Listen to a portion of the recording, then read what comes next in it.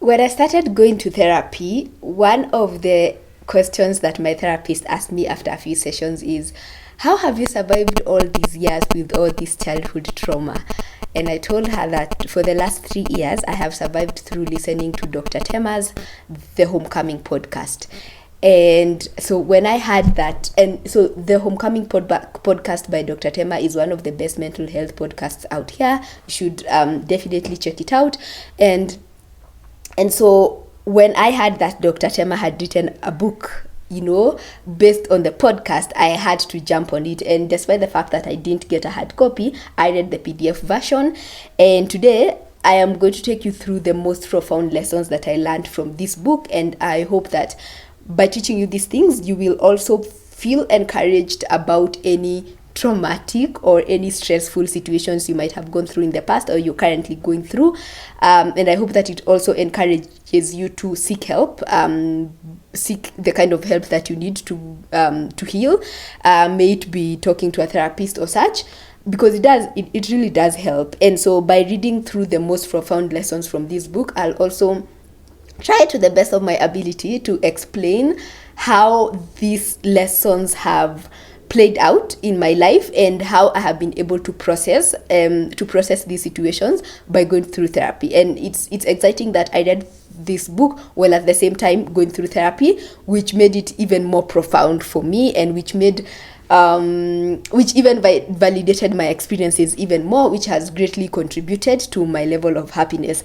So yeah, my name is Tiny Bookom. So Tiny Bookom is in the building, and I'm starting this series where I'm going to be reviewing my most favorite books on this channel. So because I do know for sure that just budgeting, saving, and investing is not enough, reading has contributed a lot towards my financial freedom journey, and it will do the same to you. And your mental health matters when you're creating wealth, and that's why I started this section of the book club. So welcome to the Wealth Tribe Book Club. Lesson number 1 from this book, Homecoming by Dr. Thema. Let's go. Some of us have been taught to arm ourselves with toxic positivity that denies painful realities.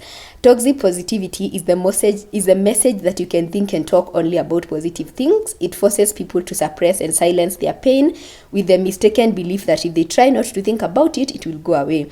This denial and erasure of a full human experience can give the appearance of homecoming, but is yet another form of disconnection. Denial is never healing or transformative. When I cannot be honest about how I feel and what I need or want, even with myself, I am far from home. As we journey home, we recognize the ways in which we have lied to ourselves, when we have convinced ourselves that we were okay, when we weren't, or when we adjusted to dysfunction and began to see problematic dynamics as a routine because they had indeed become our norm. You can begin to admit to yourself the times when you were in fact miserable, angry, tired, and disappointment. Homecoming requires truth-telling, both to ourselves and to others.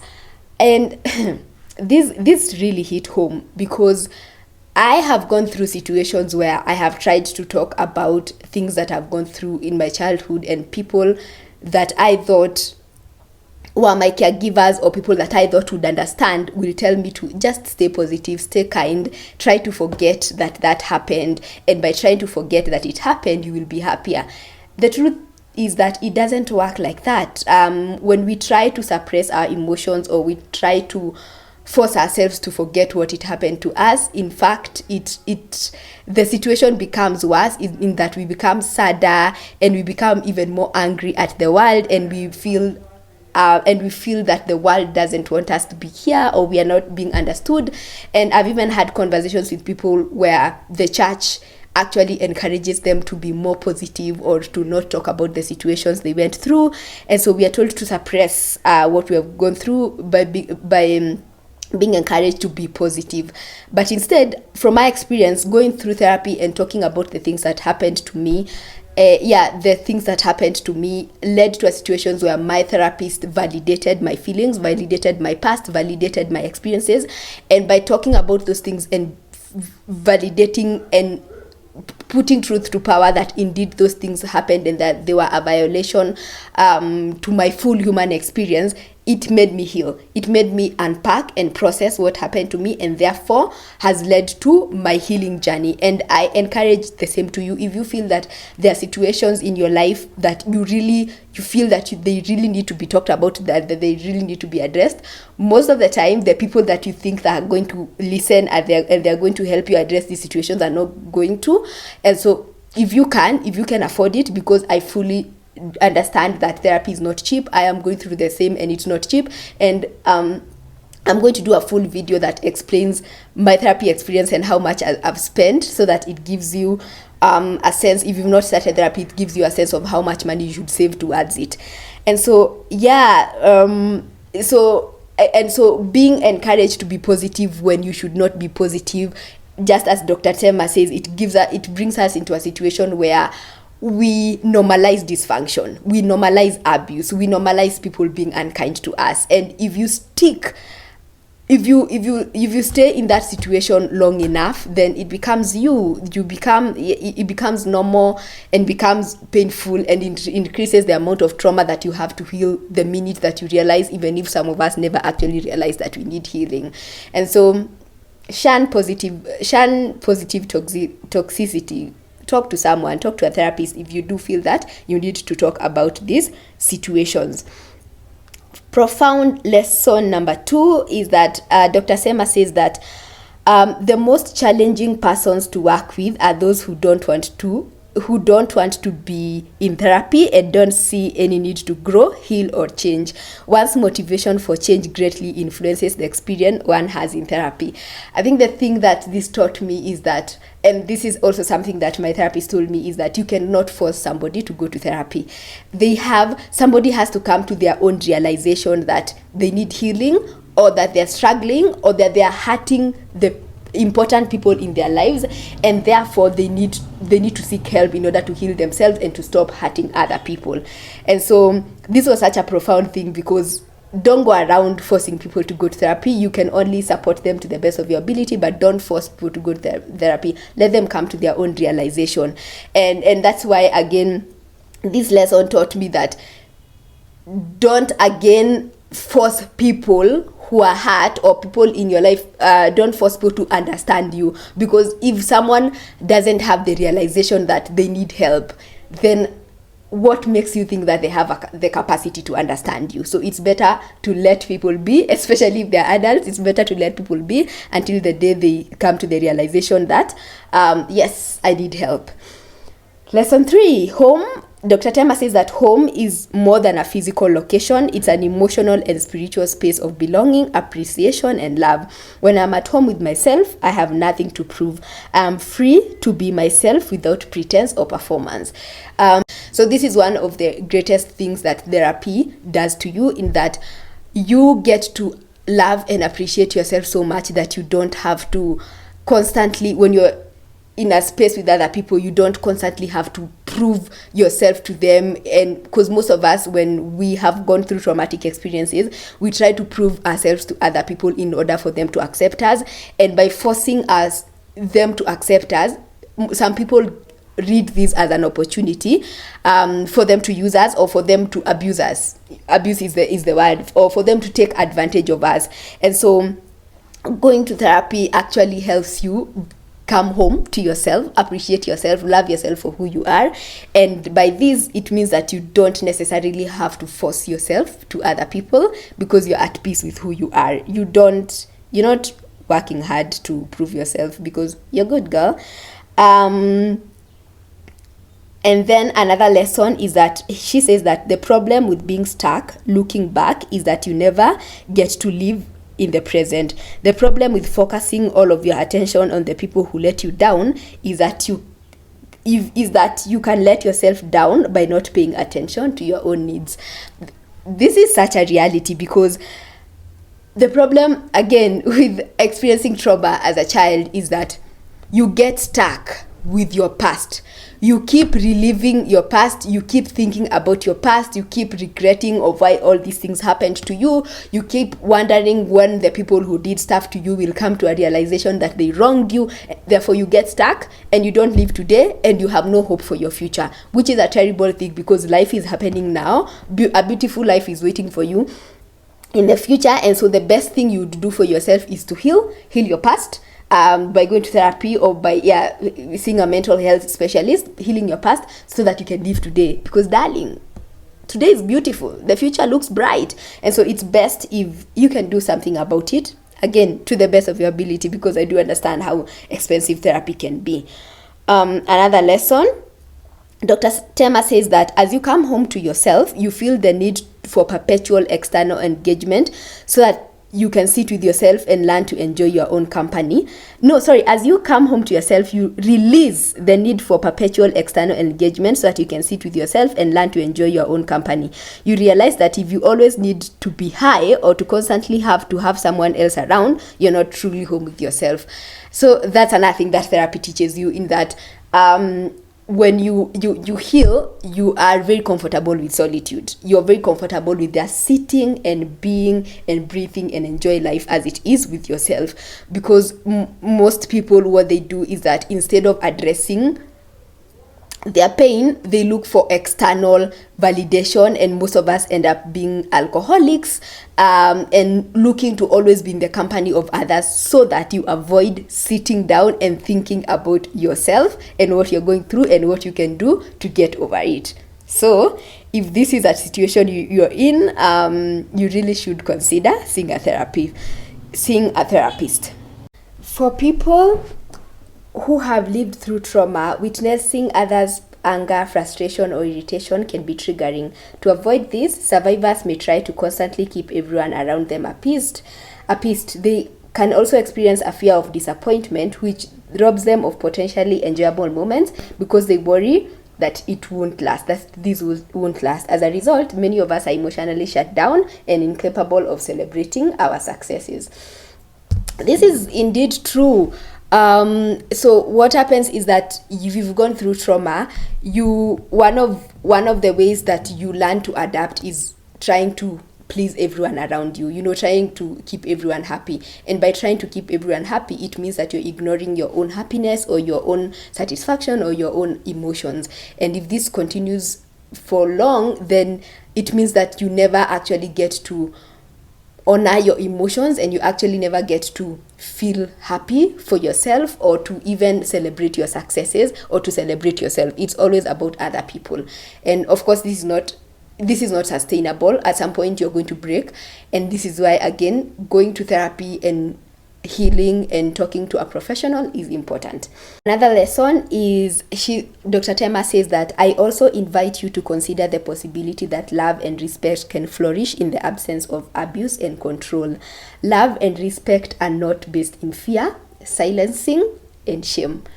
A lot of us are in situations or relationships, or even not just love relationships, but also mother-daughter, father-son and such relationships, where somebody feels that they have to control you as a way to show you love. When you go to therapy, you learn that no, that's a form of abuse, and somebody fighting hard to control you or to abuse you is not love. Because a lot of us, having gone through traumatic childhoods, think that somebody controlling or abusing you is their way of showing love, and so we are taught to adapt to such situations. And so going through therapy taught me that nope, that's not it, darling, you need better than that. She also says that if you want to reparent yourself in the present, consider the ways in which your life feels out of order or lacking in structure. The present moment is a good time to commit to establishing a sleep routine, going to bed at a certain time, planning nutritious meals, rescuing yourself or seeking help when you have lost sight of yourself, regularly decluttering your life emotionally and physically. So one of the things that my therapist is teaching me is how to reparent myself.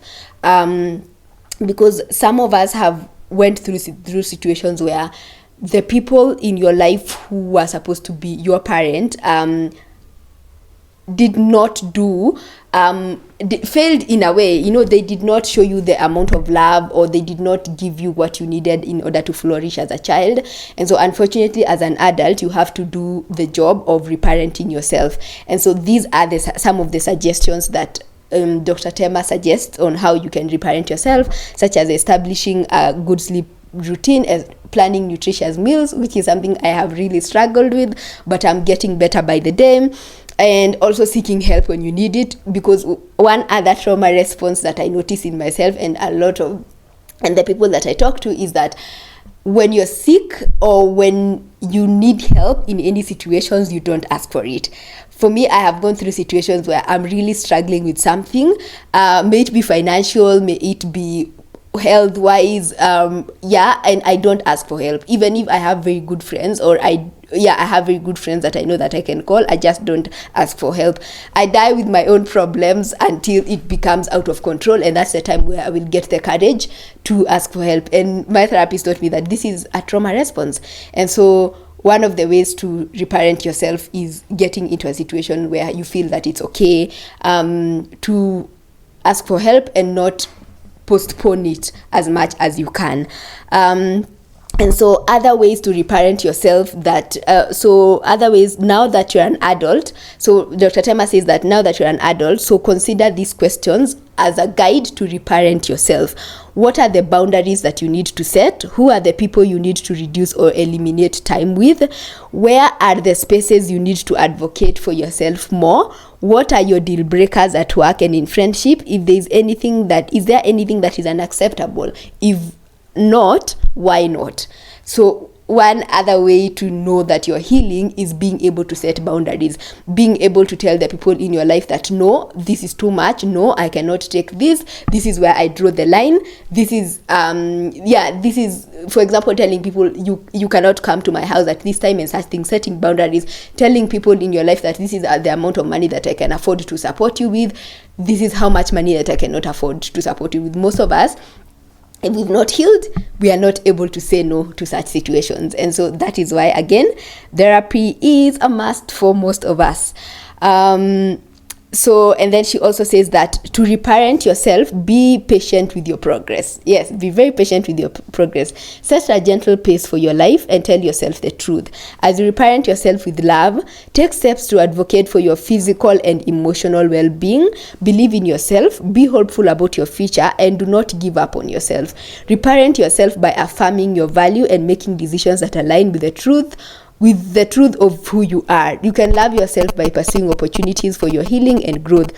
When it is in your power, love yourself enough to deny access to people detrimental to your development. Do not align with people, activities, or attitude harmful to you and your well-being. That is something I had to learn, that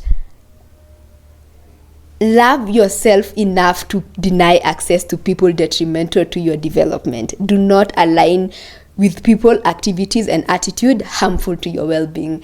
Again, it is, I think that people who've gone through trauma, people who've gone through abuse, and people who've gone through trauma I don't know if you've had this concept of trauma bonds, but people who've gone through abuse often form relationships, love relationships or friendships with people who have the same traumas, or form relationships with people who will end up abusing them.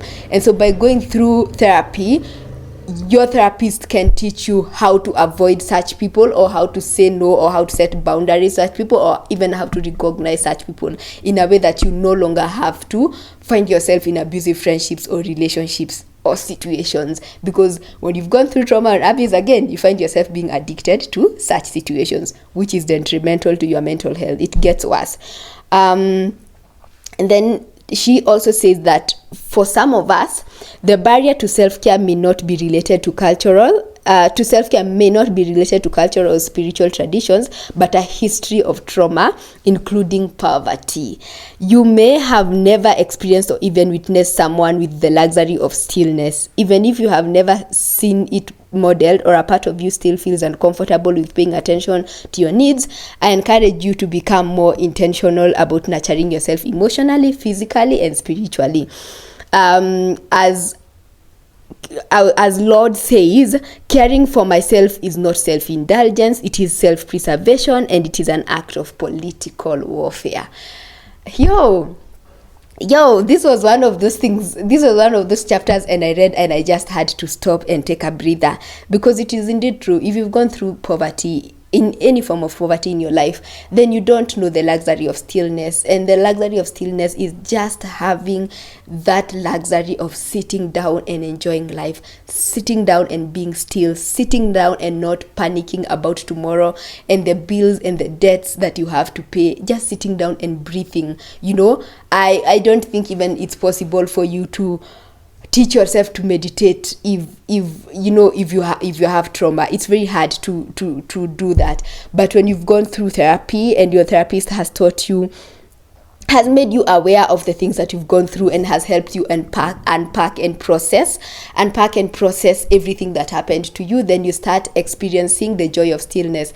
I was telling my therapist the other day that when I took a vacation, I found myself just sitting down for like 30 minutes, 1 hour, 2 hours, and I realized that I'm not worried about anything, or I'm not panicking about anything. And that is not who I used to be. Most of the time, if I took a trip to anywhere, most of the time I would just find myself panicking and worrying and being stressed, and especially about my past. But now I'm in a situation where I just am, I just am. And that is a thing that I wish for you. And you can get there, for sure you can get there by going through therapy and seeking help. She also said that self-care is not only about how to speak about yourself, but also about how you treat yourself. You may tell me that you feel great, but as a therapist, I also want to know, how is your sleep? Do you take care of your belongings? Can you tolerate or even enjoy solitude? What has your experience with binge eating, drinking, and smoking been this week?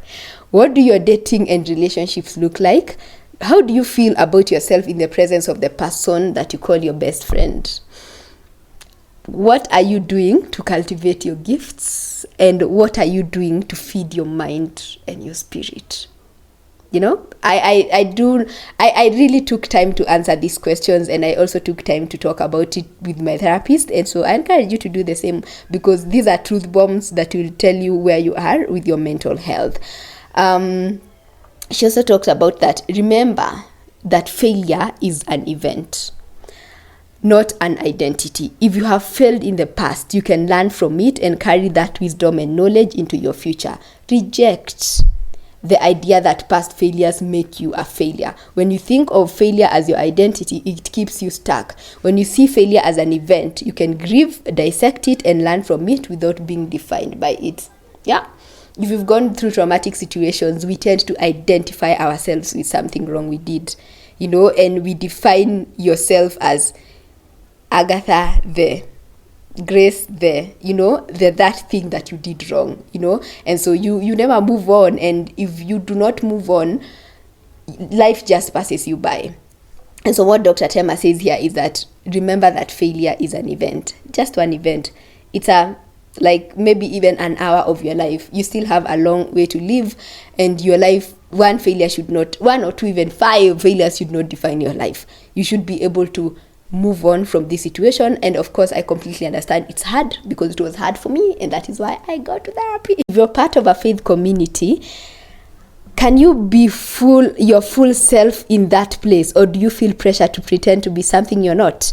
We can't develop our spirits in places that are breaking our spirits. This is important for everyone, but especially for marginalized persons. Does your spiritual or religious community affirm and celebrate women, or does it only talk about women as temptresses who need to learn to be silent? If you're a racially marginalized person, does your faith community display only white images of God? And do they fail to ever teach, preach, or engage in issues that are facing your community? Do the members of your faith community promote the idea that God is love, but display hateful attitudes and use disparaging words about LGBTQ people? Finding spiritual or religious communities that are inclusive, welcoming, and affirming can be vital to your journey home, so you can know in your spirit that you are loved and welcomed. You deserve to be in places that are nourishing, edifying, and liberating. You deserve to be in places that are nourishing, edifying, and liberating. Yeah? Okay.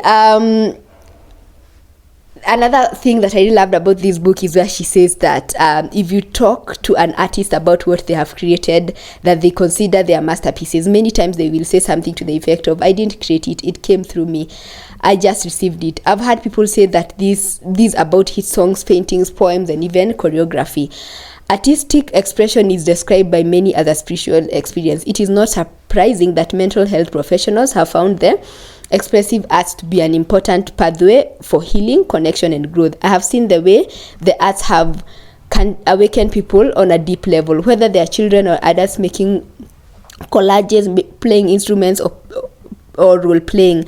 When we are not creating art to impress or to sell, but to express that what is within us, it can facilitate the journey home to ourselves. This includes storytelling, writing raps, and creating crafts. When you approach the arts from a place of openness and allow yourself to express your feelings without fear, your spirit and the spirit of those who witness it can be touched in beautiful ways. So if you're an artist, if you can write, if you can sing, if you can rap, if you can draw, do it. It will heal you. Anytime I write, it heals me. So go ahead and do it. Dr. Thema has affirmed your talents.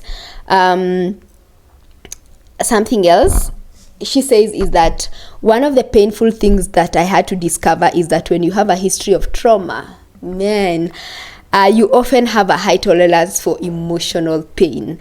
You've had to learn to endure, persevere, and hold the pain in. Some of you even learned how to do it with grace, with gloss, without the slightest hint that you have been affected by losses. People may interact with you and have no idea of the pain or heartbreak you carry. You wear your mask so well that your homecoming may not be because you can't fake it anymore, but because you choose not to. If you've been through trauma, you have learned to live with it. You have learned to adapt. You have learned to look cute in your pain, which is very unfortunate, and which is why, again, you need to seek help, because it's not normal. It should not be normalized to live in pain your whole life. Life is beautiful. She also says that when you're wounded, it's hard to take care of yourself, let alone maintain friendships and romantic relationships. This is true. This is so true. You know, before a few years ago, I used to tell my friends that given between food and sleep, I will always choose sleep instead of food. And after going through therapy, I realized that actually that was a traumatic response. You know, I just choose to cover myself and sleep instead of nourishing myself, which is a terrible thing, because it meant that for a few years of my life, I was not feeding myself well, which is terrible. I should be feeding myself well, and you should be doing that to yourself. So yeah, therapy actually opens your eyes, and reading this book will open your eyes even more. And Dr. Thema also says that in seasons when you lost connection with yourself, you may have also lost your sleep, appetite, and health. Stress shows up in your body. Even if you say you're fine, your body tells a different story. Your body was not designed to live in constant state of vigilance. Again, your body was not meant to live in a constant state of vigilance. Your body was created to respond to crisis and then return to balance. When you have lived with constant stress and danger, your body pays a price. There's actually a book that says your body keeps the score. So all those traumatic experiences that you've gone through from day one, your body remembers, your mind remembers, and which is why it's important to go to see a professional who helps you unpack, process all those things, which will help you live a more beautiful and toxic-free life. One more heavy one. She says that toxic spirituality has silenced many of us. Messages like, just be grateful because others have had it worse, or just look on the bright side and count your blessings. Just look on the bright side and count your blessings lack compassion. Homecoming means we don't need the trauma Olympics of deciding who has it worse. Oh, I was so excited when she used the word trauma Olympics. Your grief over your losses is significant. You know, at least allow it to be significant for you. For remember, during the COVID-19 pandemic, some essential workers shared their distress and the risk of contamination, while others responded by saying you should be grateful that you have a job.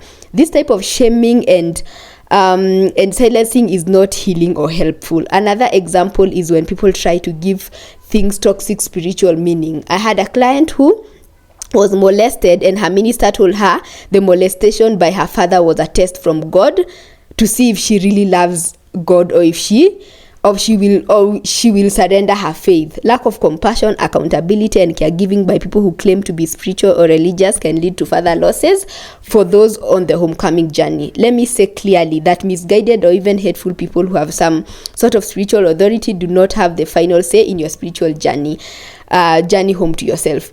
People who reveal themselves to be harmful to your wellness, safety, and spirit are roadblocks to your journey home. You need to walk around them to reclaim your spirit, mind, and body. I think I talked about this in the beginning, where people in church will tell you to stay positive, will tell you to just look at the bright side, and people who will tell you that others have had it worse than you, and therefore you should persevere in that pain. You should not persevere. Don't persevere in that pain. Seek help. Let me be clear. You don't have to look for sunshine when there is none. Some experiences are terrible and traumatic, and you can just look back on them and appreciate the fact that you survived and escaped. You don't have to marinate trauma, okay? You don't have to apply lotion to trauma like we are told to do. Recognize that the situation was traumatic and then find ways to heal from it. You don't have to live through it. And then she says that the first step in healing childhood trauma is to acknowledge that it happened. This end of itself is a huge for many of you. You may have been raised to minimize, deny, bury, and suppress the trauma. People may have ignored it or made you feel that it wasn't significant, especially if the perpetrator was a family member or someone the family esteemed in your community. Acknowledgement is not only recognizing that the trauma occurred, but also being aware that it was significant and that you are significant. You may have continued to see the perpetrator and have to pretend it didn't happen or that it didn't matter, but it does. It does matter. Your safety and well-being matter. The trauma should not have happened. You may have been pressured to tuck it away or compartmentalize it, but the reality is that trauma often peaks out in various ways. So today, push past family, cultural, and religious pressures to deny, and instead choose to acknowledge that you have experienced. You may have spent years pretending or even convincing yourself that it didn't matter and that you're fine. I invite you to give yourself space to to not pretend or perform. The reality is that the smile in your childhood pictures does not tell the full story for those years. So you can push past the expectations, fragility, manipulation, and pressure of others to recognize the truth that your journey has included some pain. So yes, we're not going to pretend. We're going to talk about it, and we're going to seek help. You may also have had difficulty taking directions or instructions from people in authority positions such as teachers or supervisors. You may associate people in power with being abusive, so this can lead to be combative or defensive whenever you interact with someone who holds power. This can create trouble at school, work, and even home. You may react strongly when it seems someone has authority over you because you are anticipating the worst. This may cause others to label you as aggressive, volatile, oppositional, or a troublemaker, when in reality you're simply afraid of being hurt or being taken advantage of. Coming home to yourself will free you from the need to perpetually live in combat mode, preparing for battle. Yeah, so this is one of the trauma responses that people who've been through trauma have, where when faced with authority, you tend to be aggressive. It's not that you're aggressive, it's just that your body is trying to defend itself. And so what happens is that people label you as a rebel and such stuff without understanding what all this is coming from, which is why it's important to go to therapy. You will understand yourself. Yes, so once you acknowledge the trauma and its impact on your life, commit to giving yourself care and nourishment. As you become intentional about being gentle and loving towards yourself, you begin to heal the wounds of those experiences that dishonored you. As you begin to show yourself love, you resist and reject the false beliefs of your unworthiness. Intentionally begin taking steps to interrupt the cycle of self-neglect and instead make choices to protect and preserve your wellness. You don't have to continue recreating the painful patterns of the past. You can shift the story of your family and your community. You do not have to treat yourself in the same way as those who mistreated you. Your lowest season, however long they were, do not have to be your final destination. As an adult, you can begin to live for your highest good by chasing safety and care when it is in your power to do so. You reject the imprint of your trauma when you're caring and loving toward yourself. Your self-compassion paves the road back home to yourself. So yes, that's why you should seek help, because you need to learn how to be more self-compassionate. Relationships rooted in respect and compassion are healing. They can be therapeutic and help you reprogram your ideas about yourself and others. When you allow yourself to be seen authentically by others, you move closer to your homecoming. Being at home with yourself is powerful, but being home in the presence of another is liberating. Trauma teaches you to be suspicious, cautious, and vigilant. It teaches you to trust no one. To come home to yourself and to heal, you must reject that script and begin to risk being honest and present with others. In this season, you can let yourself leave the island of hyper-independence, allow yourself the gift of connection and transparency. Survivors can learn to mask their thoughts and feelings, but as you come home to yourself, you learn to take the mask and costume off. You learn to come off the stage and trust the possibility of relationship, interconnection, and intimacy, because this is one of the things that people who've gone through trauma struggle with. You learn not to trust people, and you learn to be hyper independent, and this of course is a terrible thing, because we live in an interconnected world, and we need others. We live in context. Your environment affects and shapes you. To come home to yourself, you will need to see the systems and messages that have influenced who you are. Many of us are psychologically in bondage with invisible chains when discrimination is present, but we tell people that if they just try hard enough, everything will work out for them. We deny the existence of those chains and discredit the person's efforts. Be mindful of your language. It is not the rape, war, child abuse, or racism that made you a better, wiser, or stronger person. It is the ways in which you are able to manage, cope with, and heal the experiences with the help of internal and external sources that empowered your growth. If you're not careful, you will overlook the role of your thought process, cultural resources, spiritual practices, artistry, therapy, and social support in rebuilding your life. Yeah, so most of us have been conditioned to think that it is the traumatic situations or it is the bad things that happened to us that make us stronger. I mean, so many times you'll be told, you went through it as a child, but it made you stronger. No, it did not make you stronger. It left you traumatized. As a child, you didn't need to be made stronger. What you needed is love and care from the people around you. And so by reading this book, as you can see, it had mind-blowing gems, and it is a book that can help you improve your mental health by helping you recognize that what happened to you is valid and that you don't have to do it alone. You can seek help, and it's okay to seek help, and it's okay to recognize that what happened to you indeed happened to you, which is the process of validation, and it's a process that a good therapist should be able to take you through, which will bring healing, and healing is equal happiness, and happiness equals enjoying life, which is what we all deserve.